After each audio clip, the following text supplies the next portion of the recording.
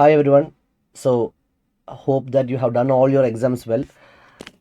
Both group എഴുതുന്നവർ both group single group focus ചെയ്യണമെങ്കിൽ അങ്ങനെ നിങ്ങൾ ഏതാണോ പഠിച്ചിട്ടുള്ളത് അത് നന്നായിട്ട് ഒക്കെ എക്സാം പ്രിപ്പയർ ചെയ്തിട്ട് നന്നായി എഴുതാൻ പറ്റിയെന്ന് വിചാരിക്കുന്നു. So this is time for question paper evaluation.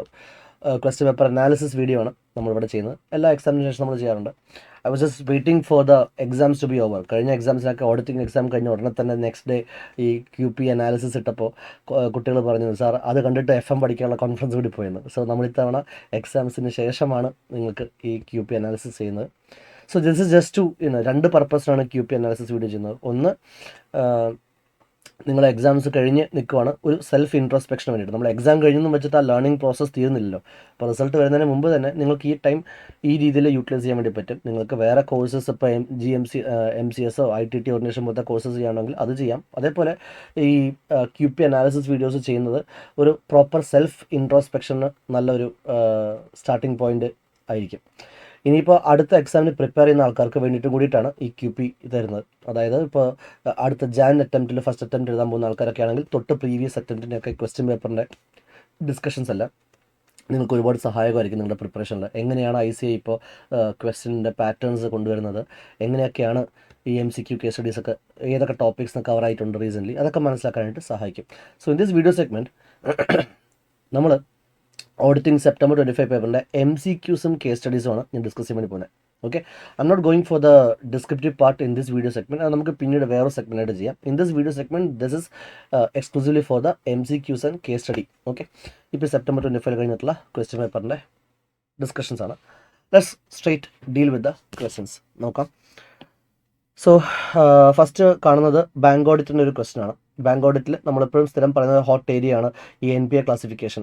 പ്രത്യേകിച്ചും agriculture advance, cash credit order facilities, staff loans, ഇതെല്ലാം സ്ഥിരമായിട്ട് ഇവർ ചോദിക്കുന്ന ICAI ഫേവറേറ്റ് ആയിട്ടുള്ളൊരു ടോപ്പിക്കാണ്. സോ ഐ തിങ്ക് എന്താണ് ചോദിച്ചേക്കുന്നത്, a limited company has sudden borrowings from a consortium of banks classified into funded loans and non funded loans. Okay, ഇപ്പോൾ funded exposure, non fund exposure നമുക്കറിയാം. എന്തൊക്കെയാണ് ഈ funded exposure? Actual transfer of money സംഭവിക്കുന്ന തരത്തിലുള്ള ലോണിനാണ് നമ്മൾ എന്ത് വിളിക്കുക? Funded exposure എന്ന് വിളിക്കുക. നോൺ ഫണ്ടഡ് എക്സ്പോഷർ എന്ന് വെച്ചാൽ അതും ബാങ്കിൻ്റെ അസറ്റ് തന്നെയാണ്, പക്ഷേ ഇത്തരം അഡ്വാൻസ് ഈ നോൺ ഫണ്ടഡ് എക്സ്പോഷേഴ്സിൽ ആക്ച്വൽ ഔട്ട്ഫ്ലോ ഓഫ് മണി എന്തുണ്ടായിട്ടില്ല, കസ്റ്റമറിന് നേരിട്ട് പൈസ കൊടുക്കുക എന്നൊരു കൺസെപ്റ്റ് ഉണ്ടായിട്ടില്ല. അതിൻ്റെ എക്സാമ്പിളാണ് ഈ ലെറ്റർ ഓഫ് ക്രെഡിറ്റ്, അതേപോലെ bank guarantee. Letter of credit, bank guarantee എന്നൊക്കെ പറയുന്നതാണ് നോൺ ഫണ്ടഡ് ഫെസിലിറ്റീസിൻ്റെ എക്സാമ്പിൾസ്. അവർ പറഞ്ഞിട്ടുണ്ട്. അപ്പോൾ എന്തൊക്കെയാണ് ഈ ഫണ്ടഡ് നോൺ ഫണ്ടഡ് ലോൺസ് ആയിട്ട് ഏതൊക്കെ കൊടുത്തിട്ടുണ്ടെന്ന് പറഞ്ഞു. Choose the correct option with regard to funded loans. അപ്പോൾ ഈ ഓപ്ഷൻസ് നിന്നും ഫണ്ടഡ് ലോൺസ് തീരുമാനിക്കുക. ഫണ്ടഡ് ലോൺസ് അവർ 7 ഐറ്റംസ് തന്നിട്ടില്ലേ? ഏറ്റവും ബെസ്റ്റ് പരിപാടി എന്നറിയോ? ഇതിൽ ഈ നോൺ ഫണ്ടഡ് ലോൺസ് ക്ലാസിക് ആയിട്ട് 2 ലെറ്റർ ഓഫ് ക്രെഡിറ്റും ബാങ്ക് ഗ്യാരണ്ടിയും. Letter of credit non funded exposure, bank guarantee non funded exposure, പിന്നെ stand by letter of credit again non funded exposure. ഈ 3 എന്ത്? Non fund exposure. അപ്പോൾ ഇതല്ലാത്തതെല്ലാം എന്തായിരിക്കും? ഫണ്ടഡ് എക്സ്പോഷർ ആയിരിക്കും. അതായത് ഓപ്ഷൻ 2, 4, 6, 7 നോൺ ഫണ്ട് അല്ലാത്തെല്ലാം ഫണ്ട് എക്സ്പോഷർ ആയിരിക്കും. ആ ഓപ്ഷൻ ക്ലിക്ക് ചെയ്യുക. 2, 4, 6, 7 എന്ന് പറയുമ്പോൾ ഓപ്ഷൻ ബിയിലോട്ട് വരും. That is the answer. അതിനുശേഷം next question is case study question ആണോ? അല്ല. NPA classification, agri advance. CA student Ajay learned the concept of classification of advance as per RBI prudential norms for agriculture advance. As per the prudential norms, agricultural advances shall be treated as NPA എപ്പോൾ short duration crops ആണെങ്കിൽ 2 crop season, long duration crops ആണെങ്കിൽ 1 crop season. അതാണ് എൻ്റെ നിയമം. അപ്പോൾ ആ ഒരു answer കൃത്യമായിട്ട് നോട്ടീസ് ചെയ്തേ. If instalment of principal or interest remains overdue for 1 crop season for short duration അല്ല. Instalment of principal interest remains overdue for 2 crop season in case of short duration crop and 1 crop season in case of long duration crop. Option b ആണ് answer. നിങ്ങൾ option c വായിച്ചു കഴിഞ്ഞാൽ ചിലപ്പോൾ ചെറുതായിട്ട് confusion അടിക്കും. If instalment of principal and interest thereon, and പറഞ്ഞിട്ടുണ്ട്. ബാക്കിയെല്ലാം സെയിമാണ്. മറ്റേ 2 crop season for short, 1 crop season for long duration എന്ന് സീലും കാണാൻ വേണ്ടി പറ്റും. പക്ഷേ ഇവിടെ ആൻഡ് എന്ന് പറയുന്നത് തെറ്റാണ്. പ്രിൻസിപ്പൽ ഓർ ഇൻട്രസ്റ്റ് എന്നാണ് ആൻസർ വരിക, അല്ലേ? അതാണ് നമ്മുടെ ടെക്സ്റ്റ് ബുക്ക് നോക്കിക്കഴിഞ്ഞാൽ കാണാൻ പറ്റും. പ്രിൻസിപ്പലോ ഇൻട്രസ്റ്റോ ഈ പറയുന്ന ഡ്യൂ വന്നു കഴിഞ്ഞാൽ രണ്ടും ഒരേപോലെ ഡ്യൂ ആവുന്നില്ല. Okay, 1 crop season long duration, 2 crop season short duration NPA ആയിട്ട് മാറും. നെക്സ്റ്റ് ക്വസ്റ്റ്യൻ ഇപ്പോൾ പ്രെറ്റി മച്ച് സിമ്പിൾ ക്വസ്റ്റ്യൻ ആണ്. സ്ഥിരം വരുന്ന ടോപ്പിക്സ് എന്നല്ലേ വന്നിട്ടുള്ളത്. In the course of audit of a company, CA Nitin has verified various assertions relating to income statement and balance sheet. എന്നിട്ട് 4 statement പറഞ്ഞിട്ടുണ്ട്. Choose the correct option from below. Okay, അപ്പോൾ ഇത്തവണത്തെ MCQs എല്ലാം ഈ ഒരു pattern ആണ്. Choose the correct answer, choose the incorrect answer, അങ്ങനത്തെ options ആണ്. ആൻഡ് അവന്മാർ ഓപ്ഷൻസ് ഇട്ടേക്കുന്നതും പലപ്പോഴും ഉണ്ടല്ലോ നമ്മളെ കൊണ്ട് എല്ലാ ഓപ്ഷൻസും വായിപ്പിക്കുന്ന രീതിയിൽ ഇട്ടിട്ടുണ്ട്. സോ സ്റ്റുഡൻസിന് കുറേ പേര് റിവ്യൂ എനിക്ക് കിട്ടിയേക്കുന്ന എക്സാമിന് ശേഷം റിവ്യൂ വന്നിട്ടുള്ള കുറച്ച് പേര് MCQ ചിലർ സിമ്പിൾ അത് പറഞ്ഞിട്ടുണ്ട്. അതായത് കഥയൊന്നും കേസ് സ്റ്റഡീസിനൊന്നും കഥ വായിക്കാതെ തന്നെ അറ്റൻഡ് ചെയ്യാൻ പറ്റി എന്നൊക്കെ കുറേ പേര് ഉത്തരം പറഞ്ഞു, റിവ്യൂ പറഞ്ഞു. പിന്നെ വേറെ കുറേ പേര് ഓഡിറ്റിങ്ങിന് ഉത്തരം പറഞ്ഞിട്ടുള്ളത്, റിവ്യൂ പറഞ്ഞിട്ടുള്ളത് MCQs ട്രിക്കി ആണെന്ന് ഒരുപാട് പേര് പറഞ്ഞിട്ടുണ്ട്. അപ്പോൾ അത്ര ട്രിക്കി ക്വസ്റ്റൻസ്, അങ്ങനെ കുറച്ച് പേര് MCQs ട്രിക്കി ആണെന്ന് ഇങ്ങനെ കുറേ കംപ്ലയിൻറ്റ് പോലെ പറഞ്ഞുകൊണ്ടാണ് അതിൻ്റെ വീഡിയോ എന്തായാലും ആദ്യം ചെയ്ത് കളയാം എന്ന് വിചാരിച്ചത്. ഓക്കെ, ഓവറോളായിട്ട് ഇത്തവണത്തെ ക്വസ്റ്റ്യൻ പേപ്പറിൻ്റെ ഒരു പൊതുവെ ഞാൻ എൻ്റെ സ്റ്റുഡൻസ് പറയുന്നിട്ടുള്ള റിവ്യൂ, ഇറ്റ് വാസ് കുഴപ്പമില്ല, അത്ര പേടിച്ച പോലെ ടഫായിട്ടില്ല. കാരണം മേ അറ്റംപ്റ്റ് കുറച്ചധികം സിമ്പിളായിരുന്നു. മേ അറ്റംപ്റ്റ് നല്ല സ്ട്രെയിറ്റ് ഫോർവേഡ്, നല്ല ബ്യൂട്ടിഫുൾ ക്വസ്റ്റ്യൻസ് ആയിരുന്നു. അതുകൊണ്ട് കുറച്ച് ടെൻഷൻ ഉണ്ടായിരുന്നു ചില ആൾക്കാർക്ക് സെപ്റ്റംബർ കയറി കടുപ്പിക്കുമെന്ന്. അപ്പോൾ സെപ്റ്റംബർ അങ്ങനെ കടുപ്പിച്ചിട്ടൊന്നുമില്ല. ക്വസ്റ്റ്യൻ പേപ്പർ അത്യാവശ്യം MCQ ആണെങ്കിലും ഡിസ്ക്രിപ്റ്റീവ് ആണെങ്കിലും ECPC ക്വസ്റ്റ്യൻസ് തന്നെയാണ്. ലൈക്ക് നോർമലി നമ്മൾ ഈ 1.5 ക്ലാസ്സിൻ്റെ എക്സാമിന് മുമ്പ് മറ്റേ കോസ്റ്റിംഗ് എക്സാമിന് ശേഷം പഠിക്കാനുള്ള 1.5 ഡേയ്സ് സ്ട്രാറ്റജിയിൽ എന്തൊക്കെയാണോ നോക്കാൻ പറഞ്ഞിട്ടുള്ളത് അതിൽ തന്നെ കുറേ ഒരു 70-75 മാർക്സ് വന്നിട്ടുണ്ട് actually. So yes, I am happy also seeing the question paper. വലിയ സീനൊന്നും ഇല്ലാത്ത, അപകടമൊന്നും ഇല്ലാത്ത, ഡേഞ്ചറൊന്നും ഇല്ലാത്ത ഒരു ക്വസ്റ്റ്യൻ പേപ്പറായിട്ട് അങ്ങ് പോയി.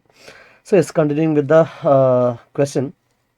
ഇതിലേതൊക്കെയാണ് okay, so correct identify the correct statement, consider the following statements. നമ്മൾ ഏതാണ് കറക്റ്റ് എന്ന് നോക്കണം. Occurrence and valuations are assertion relating to balance sheet. അല്ല, ഒക്കറൻസ് ഒക്കെ P&L ആണല്ലോ. Measurement and existence are assertions relating to income statement. അല്ല, existence വന്നിട്ട് balance ഷീറ്റിൻ്റെ അസേർഷനാണ്. Measurement and completeness are assertions relating to income statement. That can be correct. കാരണം measurement എന്ന് വെച്ചാൽ ആക്യുറസിക്ക് പറയുന്നതാണ്. കംപ്ലീറ്റ്നെസ് ബാലൻസ് ഷീറ്റിലും P&L കൊള്ളും വരുന്നുണ്ട്. Existence and rights obligations are assertions of balance sheet. So 3 and 4 രണ്ടും കറക്റ്റ് സ്റ്റേറ്റ്മെൻറ്റ്സ് ആണ്. So answer is option d. Option d എന്ന് പറഞ്ഞു വരുന്നതാണ് correct answer. Okay, fine. Okay, next case study questions ആണ്. And ഈ case study questions നമ്മുടെ ഇത്തവണ September 25 വന്നിട്ടുള്ള കേസ് സ്റ്റഡി ക്വസ്റ്റ്യൻസ് ചെയ്യാനായിട്ട് ആക്ച്വലി കഥ ഫുൾ വായിക്കേണ്ട ആവശ്യമില്ല.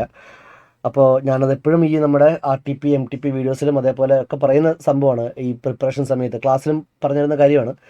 ആവശ്യമുണ്ടെങ്കിൽ മാത്രം വാട്ട് ഡിഡ് രാജേഷ് സേ എന്നൊക്കെ ചോദിച്ചു കഴിഞ്ഞാൽ മാത്രമേ രാജേഷ് എന്ത് പറഞ്ഞു പറയാനായിട്ട് നമ്മൾ എന്ത് ചെയ്യുന്നു, കഥ വായിക്കേണ്ട ആവശ്യമുള്ളൂ. അല്ലാത്ത പക്ഷം ഈ കഥ വായിക്കുന്നത് ആക്ച്വലി ഒരു വേസ്റ്റ് ഓഫ് ടൈമാണ്. യു നീഡ് ടു അല്ല, പ്രാക്ടീസ് വെച്ചിട്ട് ആ കോൺഫിഡൻസ് കിട്ടും. സ്ട്രേറ്റ് അവേ നമുക്ക് ക്വസ്റ്റ്യൻസിലോട്ട് പോകാൻ വേണ്ടി പറ്റും. സോറി, നമ്മുടെ ക്വസ്റ്റ്യൻ വരുന്നത് നെക്സ്റ്റ് ക്വസ്റ്റ്യൻ 4th ക്വസ്റ്റ്യൻ ആണ്. 4th ക്വസ്റ്റ്യൻ അനദർ ഒരു പുതിയ ട്രെൻഡ് ക്വസ്റ്റ്യൻ. ചേരുംപടി ചേർക്കുക. ഈ പണ്ട് CMAക്കൊക്കെയാണ് ഈ ഒരു ടൈപ്പ് ഓഫ് ക്വസ്റ്റ്യൻസ് വന്നത്, ചേരുംപടി ചേർക്കുക എന്നുള്ള type of match the following. അപ്പോൾ CA സ്റ്റുഡൻസിനെ സംബന്ധിച്ചിട്ട് നിങ്ങൾക്ക് ഈ പണ്ട് സ്കൂളിൽ പഠിച്ചതിന് ശേഷം പിന്നീട് ഒരു പ്ലസൻറ്റ് സർപ്രൈസ് ആയിരിക്കും ഇൻ്റർമീഡിയറ്റ് എക്സാമിൽ ചേരുംപടി ചേർക്കുക എന്നുള്ള ക്വസ്റ്റ്യൻ വന്നിട്ടുള്ളത്. അപ്പോൾ അങ്ങനത്തെ ഒരു ക്വസ്റ്റ്യൻ വന്നിട്ടുണ്ട്. പക്ഷേ ഈ സ്കൂൾ ലെവലിലും അല്ലെങ്കിൽ കളിക്കുടുക്കയിൽ കാണുന്ന പോലെ അത്രയും സിമ്പിളായിട്ടല്ല, കുറച്ച് ട്വിസ്റ്റിംഗ് ആയിട്ടുള്ള രീതിയിലാണ് അവരിതിൻ്റെ ഇട്ടേക്കുന്നത്. Suggest the audit team members to match the apt combination, basically match the following. അപ്പോൾ അവർ 4 ടൈപ്പ് ഓഫ് റിസ്ക്കുകൾ ഇവിടെ പറഞ്ഞിട്ടുണ്ട്. Okay, sampling risk, audit risk, not audit risk, not sampling risk. എന്നിട്ട് ഇതിന് ഈ കറക്റ്റായിട്ടുള്ള എന്ത് ചെയ്യണം, ഡിസ്ക്രിപ്ഷൻ കൊടുക്കണം. സോ സാമ്പിളിംഗ് റിസ്ക് എന്ന് വെച്ചാൽ ഇതിലേതാണ് കറക്റ്റ് സ്റ്റെപ്പിന് വരാൻ നോക്കാം. ഫസ്റ്റ് ഡിസ്ക്രിപ്ഷൻ വായിക്കുക. Sample was not representative of the population. അത് തന്നെയല്ലേ മാച്ചിങ് ആയിട്ടുള്ള സാധനം. അപ്പോൾ സാമ്പിളിംഗ് റിസ്കിൽ ഇത് തന്നെയാണ് ഇപ്പുറത്തും കറക്റ്റായിട്ടുള്ളത് അല്ലേ, കറക്റ്റ് മാച്ച് തന്നെയാണ് വന്നേക്കുന്നത്. സാമ്പിളിംഗ് റിസ്ക് വെച്ചാൽ എന്തുവാ, നമ്മൾ റെപ്രസെൻറ്റേറ്റീവ് അല്ലാത്തൊരു സാമ്പിൾ എടുത്തു കഴിഞ്ഞാൽ നമ്മുടെ ഒപ്പീനിയൻ തെറ്റിപ്പോകുമല്ലോ, അതാണല്ലോ sampling risk. Audit risk, next audit risk. Audit risk എന്താ, FSൽ മെറ്റീരിയൽ മിസ്റ്റേറ്റ്മെൻറ്റ്സ് ഉണ്ടായിരിക്കെ നമ്മൾ തെറ്റായിട്ടുള്ള ഒപ്പീനിയൻ പറയുന്നു അല്ലേ. Risk that auditor gives a inappropriate ആയിട്ടുള്ള opinion when the FS are materially misstated. അപ്പോൾ ബേസിക്കലി ഈ രണ്ടാമത്തെ സാധനവും ബിയും മാച്ച് തന്നെയാണ്. അപ്പോൾ ഇത്രയും മാച്ച് ചെയ്യുമ്പോൾ തന്നെ പല കുട്ടികൾക്കും വട്ടാവും. ഇവരിപ്പോൾ ശരിക്കും ക്വസ്റ്റ്യൻ ആണോ തന്നേക്കുന്നത്, ആൻസർ ആണോ തന്നേക്കുന്നത്, ഇതെന്താ സംഭവിച്ചേക്കുന്നത്. മാച്ച് ദ ഫോളോയിങ്, സാധാരണ മാച്ച് ദ ഫോളോയിങ്ങിൽ ആദ്യം തൊട്ടേ അങ്ങോട്ടും ഇങ്ങോട്ടും ക്രിസ് ക്രോസ് മാച്ചിങ് അല്ലേ. ഇത് മാച്ച് ദ ഫോളോയിങ് ക്വസ്റ്റ്യൻ ആണ്, പക്ഷേ അവർ ആദ്യത്തെ 2 ക്വസ്റ്റ്യൻ ഐറ്റംസ് നേരെ സ്ട്രേറ്റ് തന്നിട്ടുണ്ട്. അത് അവർക്ക് തെറ്റിയാണോ എന്താണെന്ന് അറിയത്തില്ല. അടുത്തത് not and audit risk. Audit risk അല്ലാത്തത്, ഓഡിറ്റ് റിസ്ക് അല്ലാത്തത് എന്താണ്, നോട്ട് ആൻഡ് ഓഡിറ്റ് റിസ്ക് എന്ന് വെച്ച് കഴിഞ്ഞാൽ നമ്മൾ FSൽ മിസ്റ്റേറ്റ്മെൻറ്റ്സ് ഇല്ല, എന്നിട്ടും മിസ്റ്റേക്സ് ഉണ്ടെന്ന് നമ്മൾ പറയുന്നു, അല്ലെങ്കിൽ നമ്മൾ തെറ്റായിട്ടുള്ള അല്ലേ, അതൊക്കെയല്ലേ ഈ ഓഡിറ്റ് റിസ്ക് അല്ലാത്തത്. That is not an audit risk. FSൽ മിസ്റ്റേക്സ് ഉള്ളപ്പോൾ തെറ്റായിട്ടുള്ള ഒപ്പീനിയൻ പറയുന്നതാണ് audit risk. That auditor expresses a inappropriate opinion especially when the FS are material misstated എന്നാണ്. So when the FS are not material misstated, FSൽ mistakes ഇല്ലാത്ത പക്ഷം നമ്മൾ വീണ്ടും മിസ്റ്റേക്സ് ഉണ്ട് എന്ന് പറയുന്നത് ഒരിക്കലും ഒരു ഓഡിറ്റ് റിസ്ക് അല്ല. സോ നോക്കിയേ, ഈ തേർഡ് ഓപ്ഷൻ വന്നിട്ട് ഫോർത്തിലോട്ട് കണക്ട് ചെയ്യാൻ വേണ്ടി പറ്റും. Risk that auditor might express an opinion that the FS are misstated when they are actually not. അപ്പോൾ 1 എയിലോട്ട്, 2 ബിയിലോട്ട്, 3 ഡിയിലോട്ട്, പിന്നെ 4 എങ്ങോട്ടായിരിക്കും? സിയിലോട്ടല്ലേ പോകാൻ ചാൻസ് ഉള്ളൂ. നോൺ സാമ്പിളിംഗ് റിസ്ക്, സാമ്പിളിൻ്റെതല്ലാത്ത കാരണം കൊണ്ട് സംഭവിക്കുന്ന പ്രശ്നം. സോ അങ്ങനെ നോക്കിയേ, 1 എയിലോട്ട്, 2 ബിയിലോട്ട്, 3 ഡിയിലോട്ട്, 4 സിയിലോട്ട് എന്ന് പറയുന്ന ഓപ്ഷൻ എവിടേക്കാണ് വരുന്നത് നോക്കിയേ.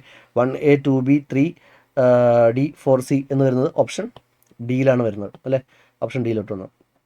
That's it. അടുത്ത question, Rajesh decided to go for sampling for verification of control. Select a statement. Again, ഈ താഴെ കാണുന്നതിൽ നിന്നും select a statement which is not apt, അതായത് തെറ്റായിട്ടുള്ള സ്റ്റേറ്റ്മെൻറ്റ് കണ്ടുപിടിക്കണം. ഇറ്റ് ഈസ് പോസിബിൾ, ഫസ്റ്റ് ഓപ്ഷനാണ്, it is possible to make 100% examination of test of controls. TOC ചെയ്യുന്ന സമയത്ത് 100% എക്സാമിനേഷൻ ചെയ്യാൻ പറ്റുമോ?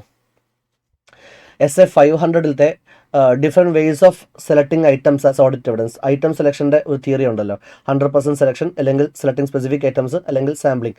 അതിൽ പറയുന്നൊരു കാര്യമാണ്, ഈ 100% examination is very unlikely four what TOC ചെയ്യുന്ന സമയത്ത് നമ്മൾ കൂടുതലും സാമ്പിളിംഗ് പ്രൊസീജിയേഴ്സാണ് ചെയ്യുക, അല്ലാണ്ട് TOC ചെയ്യുമ്പോൾ 100% എക്സാമിനേഷൻ ചെയ്യില്ല. കാരണം TOC എന്ന് വെച്ച് കഴിഞ്ഞാൽ ഇൻറ്റേർണൽ കൺട്രോൾ ചെക്ക് ചെയ്യണം, ഹ്യൂജ് വോളിയം ഓഫ് ഇൻഫർമേഷൻസ് എല്ലാം കൺട്രോൾസ് ഉണ്ടാവുമെന്നൊക്കെ നമ്മൾ പറയാറില്ലേ.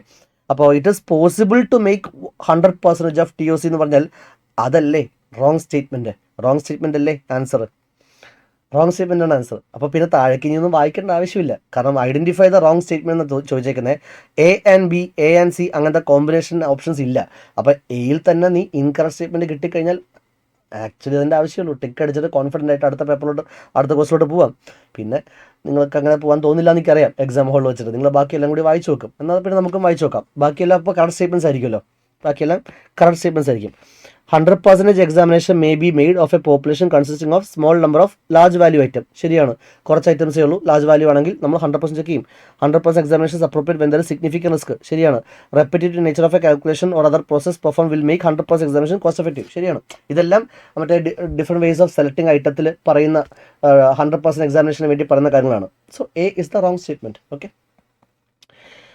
ആറാമത്തെ question, again in selecting sample size which is not correct, identify the incorrect statement. Incorrect statements കണ്ടുപിടിക്കണം. Lower the risk that auditor is willing to accept, greater the sample risk. നമുക്ക് ഒട്ടും risk accept ചെയ്യാൻ പറ്റില്ലെങ്കിൽ, tolerable rate, acceptable risk കുറവാണെങ്കിൽ sample size കൂട്ടണം. That is a correct statement. അപ്പോൾ അതല്ല answer. If there is increase in the tolerable rate of deviation, നമുക്ക് കൂടുതൽ ടോളറേറ്റ് ചെയ്യാൻ പറ്റുമെങ്കിൽ സാമ്പിൾ സൈസ് കുറയ്ക്കാം, then sample size will decrease. ശരിയാണ്. Other things being equal, greater the reliance you place on the effectiveness of control, നമുക്ക് കൂടുതൽ TOC ചെയ്യേണ്ടി വരും, ലാർജ് സാമ്പിൾ സൈസ് വേണം. Sample size, other things being equal, greater the reliance you place on the effectiveness of controls, greater the extent of auditor's test of controls, and thus sample size will decrease എന്ന് പറഞ്ഞതാണ് ഇവിടുത്തെ തെറ്റ്. Sample size increase ആണ് ചെയ്യേണ്ടത്. when there is increase in the expected rate of deviation, sample size കൂടാം. അപ്പോൾ yes, option C ആണ് incorrect answer, incorrect statement. So that is the correct answer. അടുത്തത് സിമ്പിൾ ക്വസ്റ്റൻ, SA 500 ബേസ്ഡ് ആയിട്ട് questions ആണ് കുറേ വന്നിട്ടുള്ളത്. ബാങ്ക് ഓഡിറ്റിന് വന്നു, പിന്നെ എനിക്ക് ഒന്ന് ഓഡിറ്റ് ഡിഫറെൻറ്റ് ഐറ്റംസ് നിന്നും ക്വസ്റ്റൻസ് വരുന്നുണ്ട്. Auditor's judgement as to sufficiency of audit evidence is not dependent on. അപ്പോൾ എല്ലാം ഈ ഇൻകറക്റ്റ് കറക്റ്റ് എന്നുള്ള രീതിയിലാണ്. സഫീഷ്യൻസിനെ അഫക്റ്റ് ചെയ്യുന്ന ഫാക്ടേഴ്സ് ഏതൊക്കെയാണെന്ന് നമുക്കറിയാം. സൈസ് ഓഫ് ദി പോപ്പുലേഷൻ, പിന്നെ risk involve, materiality involve, past experience ഒക്കെ പറയാം. അപ്പോൾ സഫീഷ്യൻസിക്ക് ഫാക്ടർ അല്ലാത്തത് ഇതിലേതാണ്? Choose one such factor which is not dependent on the sufficiency. Auditor's judgment as to sufficiency is not dependent on one of the factors mentioned below. ഏതാണ്? Nature and source of audit evidence. അത് തന്നെയാണ് answer. കാരണം nature and source of audit evidence, nature എന്ന് വെച്ചാൽ visual ആണോ, oral ആണോ, return ആണോ, source internal ആണോ, എക്സ്റ്റേണൽ ആണോ, ഇതെല്ലാം അപ്രോപ്രിയേറ്റ്നെസ്സിന് വേണ്ടിയിട്ടുള്ള കാര്യങ്ങളാണ്. അതൊരിക്കലും സഫീഷ്യൻസിക്ക് വേണ്ടിയിട്ടുള്ള കാര്യങ്ങളല്ല. സോ സഫീഷ്യൻസിയുടെ ഫാക്ടർ അല്ലാത്തത് option A. Simple question. Eighth question, CA Rajesh has considered all the factors affecting the supervision review of engagement team members. One of the following is not a factor in deciding the NTE of DSR of ET. Class attend സ്റ്റുഡൻസിന് ഞാനിപ്പോൾ പറഞ്ഞ short form നല്ല പരിചയം ഉണ്ടാവും. What are the factors which affect the NTE of DSR of ET? ആൻസറും ഒരു കോഡിനെയുമായിട്ട് ക്ലാസ്സിൽ പറയുന്നതാണല്ലോ. സാർക്ക്, size of the entity, area of audit, risk of material misstatements, competence of the engagement team. അപ്പോൾ ഇപ്പോൾ ഞാൻ പറഞ്ഞിട്ടുള്ള ഈ 4 കാര്യങ്ങളിൽ ഇല്ലാത്തത് ഏതാണ്? സൈസ് ഉണ്ട്, availability of time and trained personnel എന്നൊരു കൺസെപ്റ്റ് ഇല്ല. So B is not the factor. Which of the following is not a factor എന്നാണ് പറഞ്ഞേക്കുന്നത്. സൈസ് ഉണ്ട്, capacity and competence of the team members വരും, ഏരിയ ഓഫ് ഓഡിറ്റ് വരും ഇല്ലേ. Risk of material മിസ്സ്റ്റേറ്റ്മെൻറ്റിന് പകരം അവർ വേറെന്തോ ഓപ്ഷൻ ഇട്ടു, availability of time and trained personnel, അങ്ങനത്തെ ഒരു ഓപ്ഷൻ ഇല്ല. So yes, that is the answer. Which of the following is not a factor in സാർക്ക് എന്നാണ് ചോദിച്ചേക്കുന്നത്. ഓക്കെ, അടുത്തത്, as per the understanding of Rajesh, which of the following falls within the scope of audit? Simple question. ഓഡിറ്റിൻ്റെ സ്കോപ്പിൽ വരുന്ന കാര്യം ഇതിലേതാണ്? Which of the following falls within the scope of audit അല്ലേ. 4 ഓപ്ഷൻസ് ഉണ്ട്. അപ്പോൾ അതിൽ ഒരെണ്ണേ സ്കോപ്പിൽ വരത്തുള്ളൂ, ബാക്കിയെല്ലാം സ്കോപ്പിൽ വരാത്ത കാര്യങ്ങളായിരിക്കും. ഫസ്റ്റ് ഓപ്ഷൻ തന്നെ reliability and sufficiency of financial information. അത് ഓഡിറ്റർ ചെക്ക് ചെയ്യില്ലെങ്കിൽ പിന്നെ വേറെ ആര് ചെക്ക് ചെയ്യും?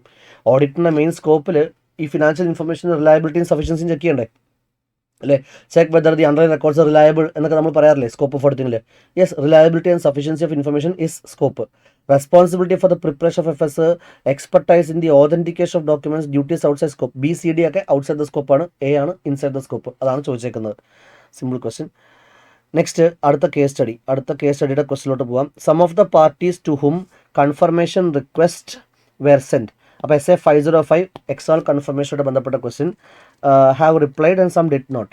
ഓക്കെ, എന്താ ചെയ്യേണ്ടത്? Choose the statement which is not correct. അപ്പോൾ അഗെയിൻ ഇൻകറക്റ്റ് ആയിട്ടുള്ള സ്റ്റേറ്റ്മെൻറ്റ് ഇതൊന്ന് കണ്ടുപിടിക്കണം. വായിച്ചു നോക്കാം. Failure to receive a response to a confirmation request does not explicitly indicate receipt by the intended confirming party or verification of the accuracy of the information contained in the request. അതായത് ഒരു confirmation request, negative കൺഫർമേഷനോ പോസിറ്റീവോ ഏതാണെങ്കിലും ഒരു confirmation request കൊടുത്തിട്ട് ഉത്തരം കിട്ടുന്നില്ലെങ്കിൽ it does not explicitly indicate received by the intended party അത് കിട്ടാത്തതുകൊണ്ടായിരിക്കും ചിലപ്പോൾ റെസ്പോണ്ട് ചെയ്യാത്തത്. അത് കറക്റ്റ് സ്റ്റേറ്റ്മെൻ്റ് ആണ്. Failure of a confirming party to respond to a negative confirmation request provides less persuasive evidence. ശരിയാണ്, negative confirmation request less persuasive than positive ആണ്. Confirm party may be less likely to respond in the case of disagreement when the information the request is not in their favour. Yes, അയാളുടെ ഫേവറിലല്ല, legal obligations ഒക്കെ ഭയന്നിട്ട് willingness effect ആവാൻ chance ഉണ്ട്. Confirming party may be more likely to respond indicating their disagreement when the information is not in their favor. That doesn't make any sense. അത് common sense ആണ്. ഒരു third പേഴ്സണിന് അയാളുടെ favourable ആയിട്ട് വരില്ല എന്ന് കണ്ടാൽ പിന്നെ അയാൾ ഡിസഗ്രി ചെയ്താൽ അയാളുടെ ഫേവറബിൾ ആവില്ല എന്ന് അറിഞ്ഞിട്ട് പിന്നെ വീണ്ടും ഡിസഗ്രിമെൻറ്റ് പറയാൻ ചാൻസ് ഉണ്ടോ? ഇല്ല. He's less likely to respond. അപ്പോൾ റെസ്പോണ്ട് ചെയ്യാതിരിക്കും, ലെസ് ലൈക്ലി ടു റെസ്പോണ്ട് ആണ്. അവർ മോർ എന്ന് പറഞ്ഞു. അപ്പോൾ D is the incorrect answer. ഈ ഓപ്ഷൻ ഓക്കെ, ഈ ക്വസ്റ്റ്യൻ ഒക്കെ കുറച്ച് വേർഡ് പ്ലേ ആണെന്ന് പറയാം. അതായത് കൺസെപ്റ്റ് അല്ല ഇവിടെ IC ചെക്ക് ചെയ്തിട്ടുള്ളത്, ചുമ്മാ ആ ഒരു പ്രസൻസ് ഓഫ് മൈൻഡാണ് അവിടെ ചെക്ക് ചെയ്തിട്ടുള്ളത്. Negative confirmation request less persuasive ആയിരിക്കും. നെഗറ്റീവ് കൺഫർമേഷൻ റിക്വസ്റ്റിന് ഉത്തരം കിട്ടിയിട്ടില്ല എങ്കിൽ യൂഷ്വലി നമ്മൾ നെഗറ്റീവ് കൺഫർമേഷൻ കൊടുക്കുമ്പോൾ ഡിസഗ്രിമെൻ്റ് ഉണ്ടെങ്കിൽ മാത്രം റെസ്പോണ്ട് ചെയ്താൽ മതി. അപ്പോൾ റെസ്പോൺസ് ഇല്ലെങ്കിൽ നമ്മൾ വിചാരിക്കുന്നത് എന്താണ്? ക്ലയൻറ്റ് അംഗീകരിച്ചു എന്നാണ്, അക്സെപ്റ്റ് ചെയ്തു എന്നാണ്. പക്ഷേ ക്ലയൻറ്റ് വായിക്കാൻ അറിയാത്തവനായതുകൊണ്ടോ അല്ലെങ്കിൽ വില്ലിങ് ആകാത്തതുകൊണ്ടോ ഒക്കെ എന്ത് ചെയ്യാൻ പറ്റും? ആൻസർ ചെയ്യാണ്ടിരിക്കാം. ഇതൊക്കെ നമുക്കറിയാം. പക്ഷേ അതൊന്നുമല്ല അവർ ചോദിച്ചേക്കുന്നത്. ഒരു presence of just word play. Option സിയിൽ ലെസ് ലൈക്ലി, ഇവിടെ മോർ ലൈക്ലി, അതിൽ വെച്ചിട്ട് അവർ കളിച്ചു. ഓക്കെ, അപ്പോൾ ട്രിക്കി ആണോ എന്ന് ചോദിച്ചു കഴിഞ്ഞാൽ പ്രസൻസ് ഓഫ് മൈൻഡ് അല്ലേ, ആ ഒരു എക്സാം ഹാളിൻ്റെ ഹീറ്റിൽ ഇത് ഇവാലുവേറ്റ് ചെയ്യുക എന്നുള്ളത് it's not a simple thing. അത് കുറച്ച് ട്രിക്കി ആകാം. അപ്പോൾ ആ ഒരു option. In respect of registration or satisfaction of charges created on borrowings of the company. Okay, നിങ്ങളുടെ ലോയിലൊക്കെ പഠിക്കുന്ന ടോപ്പിക്കാണ് registration of charges. Audit different ഐറ്റത്തിൽ നമുക്ക് ലോ ഏരിയാസ് കുറേ ഓവർലാപ്പ് ചെയ്ത് വരുമല്ലോ, അങ്ങനത്തെ സംഭവമാണ്. ഈ ചാർജ് ലോണിൻ്റെ മേളിൽ സെക്യൂരിറ്റി ചാർജ് ക്രിയേറ്റ് ചെയ്താൽ 30 ഡേയ്സിനകത്ത് ROCനെ അറിയിക്കണം. അറിയിക്കാത്ത പക്ഷം what happens is company notes to അക്കൗണ്ട്സിൽ ഡിസ്ക്ലോസ് ചെയ്യണം. The company has to disclose എന്തുകൊണ്ട് അവർ ഇതുവരെ ചെയ്തിട്ടില്ല, ROCയുടെ അടുത്ത് പറഞ്ഞിട്ടില്ല എന്നൊക്കെ അവർ കാണിക്കണം എന്ന് notes to accounts disclosure requirements അല്ല, അത് ആ ബോറോയിങ്സിൻ്റെ ലിസ്റ്റ് വായിക്കുമ്പോൾ നമുക്ക് മനസ്സിലാവും. ഓഡിറ്റർ ഡിഫറെൻറ്റ് ഐറ്റത്തിൽ വരുന്നൊരു പോയിന്റിൽ ഒന്നാണ്. അതും ഈ പറഞ്ഞ പോലെ കുറച്ച് സ്റ്റുഡൻസിന് ഒന്ന് കൺഫ്യൂസ് ആവാൻ ചാൻസ് ഉണ്ട്. ബട്ട് ദെൻ ലോയിൽ പഠിക്കുന്ന ടോപ്പിക്കാണ്. So choose the correct answer.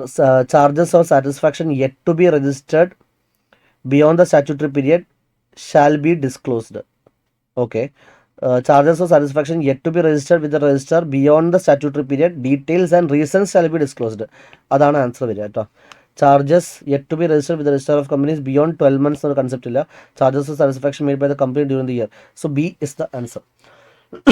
Audit of different items based ആയിട്ടുള്ള ക്വസ്റ്റൻ ആണ്. 12ാമത്തെ question. Ravi Chopra has considered all the events that cast a doubt on the going concern. SA 570 based question. Consider the following examples of events or conditions that may cast significant doubt on the entity to continue. Okay, അപ്പോൾ നമുക്ക് കുറേ going കൺസേണിനെ effect ചെയ്യുന്ന situations വന്നിട്ടുണ്ട്. നമ്മൾ എന്താ ചെയ്യേണ്ടത്? നമ്മളിതിനെ financing events, operating events, other indicators ആയിട്ട് മാർക്ക് ചെയ്യണം. അപ്പോൾ financial indicators, operational indicators, other indicators ആയിട്ട് മാർക്ക് ചെയ്യണം. ഷോർട്ടേജ് ഓഫ് ഇമ്പോർട്ടൻറ്റ് സപ്ലൈസ് കുറഞ്ഞു പോകുന്നു, it is a operation indicator. Loss of major market share, operation indicator. Inability to pay creditor, ഒരു financial indicator, പൈസ ഇല്ലാത്തതുകൊണ്ടായിരിക്കുമല്ലോ. Non compliance with regulatory requirements, other indicators. Areas of arrears or discontinuance of dividend കൊടുക്കാൻ പറ്റാത്തത്, again financial indicator. Emergence of highly successful competitor, വലിയൊരു competitor വരുന്നത് operational ഇൻഡിക്കേറ്ററാണ്. Pending legal proceedings which may result, legal proceedings എല്ലാം മറ്റേ other ഇൻഡിക്കേറ്ററാണ്. Inability to obtain financing or for essential requirements, finance കിട്ടുന്നില്ല എന്ന് പറയുന്നത് നമ്മളുടെ എന്താണ് ഫിനാൻഷ്യൽ ഇൻഡിക്കേറ്ററാണ്. So financial indicator 3, 5, 8. 3, 5, 8 financing events, 1, 2, 6 operating, 4, 7. അപ്പോൾ option D is the answer. Option D is the answer. അതിൻ്റെ SA 570 ആ ലിസ്റ്റ് നമ്മുടെ മെറ്റീരിയലുണ്ട്. Financial, operation, other indicators list ഉണ്ടാകും. നോക്കിയാൽ ഡയറക്റ്റ് ക്വസ്റ്റൻ ആണ്. Ravi Chopra considered the subsequent events. SA 560.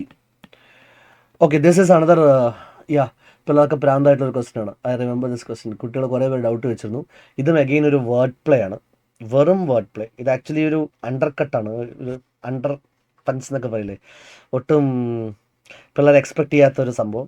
മിക്കവാറും ഇത് തന്നെ വായിച്ചിട്ട് തിരിച്ചും മറിച്ചും വായിച്ചിട്ട് പ്രാന്തായിട്ട് കുറേ പേര് സമയമൊക്കെ കളഞ്ഞിട്ടുണ്ട് ഈ ക്വസ്റ്റിൽ. സിമ്പിളാണെന്ന് ചോദിച്ചാൽ സിമ്പിളാണ്, പക്ഷേ അങ്ങോട്ട് എന്തോ ഒരു പ്രശ്നം പോലെ തോന്നും. Ravi Chopra considered the subsequent events which required to be dealt with in the financial statements. Select from the below options one which is not an event. Okay, one which is not an event providing evidence of condition that arose after the date of FS. Okay, so നമുക്കറിയാം SA 560 നമ്മൾ subsequent event എന്ന് പറഞ്ഞ് വിളിക്കുന്ന same time frame, അതായത് from the date of FS to date of audit report, same exact time line തന്നെയാണ് നമ്മുടെ accounting standard 4 events occurring after balance date 31st മാർച്ചിന് ശേഷം date of approval of FS മുമ്പ് ആ സെയിം ഡേറ്റ് സെയിം ആയിട്ട് coincide ചെയ്ത് വരും എന്നൊക്കെ നമ്മൾ ഒരു ടൈം ലൈനൊക്കെ വെച്ചിട്ട് ക്ലാസ്സിൽ ഡിസ്കസ് ചെയ്യുന്ന സംഭവമാണ്. SA 560 പറയുന്ന സബ്സിക്വൻറ്റ് ഇവൻറ്റ്സ് തന്നെയാണ് AS4 പറയുന്ന EOBS ഇവൻറ്റ്സ്, അല്ലേ, events occurring after balance date. Now 4 activities പറഞ്ഞിട്ടുണ്ട്. ഇതിൽ which of the following is not. Okay, not what, എന്തല്ലാത്തത് ആണ് ചോദിച്ചേക്കുന്നത്. Not something which have condition that arose after the date of FS. FS date എന്നാണ് 31st March. 31st മാർച്ചിന് ശേഷം condition നൽകുന്നത് അല്ലാത്തത് ഏത്? 31st മാർച്ചിന് ശേഷം സംഭവിക്കുന്ന, okay, we are talking about some events. 31st മാർച്ചിന് ശേഷമുള്ള ഇവൻറ്റ്സ് ആണ് ഇതെല്ലാം. ഓക്കെ, ABCDയിൽ കാണുന്ന എല്ലാം 31st മാർച്ചിന് ശേഷമുള്ള ഇവൻറ്റ്സാണ്. ഈ ABCD ഇവൻറ്റ്സിൽ 31st മാർച്ചിന് ശേഷമാണ് ഇതെല്ലാം സംഭവിച്ചുള്ളത്. ബട്ട് 31st മാർച്ചിന് ശേഷമാണ് കണ്ടീഷൻ ഉണ്ടായത്. The condition was existing after 31st March. അങ്ങനെ അല്ലാത്തത് ഏത്? 31st മാർച്ചിന് ശേഷം കണ്ടീഷൻ അല്ലാത്തത് ഏത്, തരാത്തത് ഏതെന്ന് ചോദിച്ചു കഴിഞ്ഞാൽ അതിനർത്ഥം എന്താണ്? 31st മാർച്ചിൽ കണ്ടീഷൻ എക്സിസ്റ്റിംഗ് ആയത് ഏത് എന്നല്ലേ ചോദിക്കുന്നത്. 31st മാർച്ചിന് ശേഷം ഒരു കണ്ടീഷൻ എക്സിസ്റ്റ് ചെയ്യുന്നത് അല്ലാത്തത് ഏത്? Which of the following is not something, not an event that arose, okay, which of the following is not an event which provides evidence of condition that arose after the date of FS. So after the date of FS ഈ ഇവൻറ്റുകളിൽ ചില events 3 എന്തായിരിക്കും? 31st മാർച്ചിന് ശേഷം സംഭവിച്ചു, and 31st മാർച്ചിന് ശേഷമേ ഉള്ളൂ അതിൻ്റെ conditions സംഭവിക്കുന്നത്. അങ്ങനെ അല്ലാത്തത് ഏത് എന്ന് വെച്ച് കഴിഞ്ഞാൽ 31 മാർച്ചിൽ കണ്ടീഷൻ എക്സിസ്റ്റ് ചെയ്യുന്നത് ഏത്? മനസ്സിലാവുന്നുണ്ടോ? അതായത് അഡ്ജസ്റ്റിംഗ് ഇവൻ്റ് ഏത്?